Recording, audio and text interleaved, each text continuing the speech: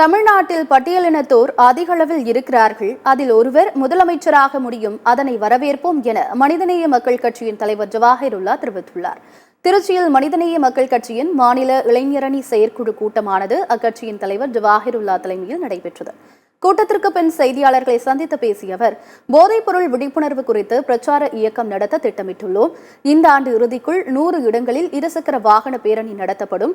10 லட்சம் இளைஞர்களை நேரில் சந்தித்து போதைக்கு எதிரான விழிப்புணர்வு ஏற்படுத்தப்படும் என்று தெரிவித்தார்.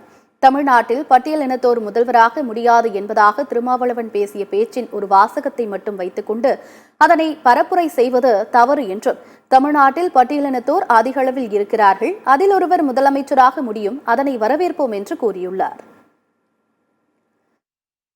தோழர் திருமா அவர்கள் எந்த சூழல்ல, எந்த பின்னணியில அந்த கருத்தை சொன்னார் என்பதை முழுமையாக எடுத்துக்கொள்ளாமல் ஒரே ஒரு வாசகத்தை பிடித்து கொண்டு திருமாவளவன் அவர்கள் தலித் ஒரு காலம் தமிழ்நாட்டின் முதலமைச்சராக ஆக முடியாது என்று பரப்புரை செய்வது தவறு.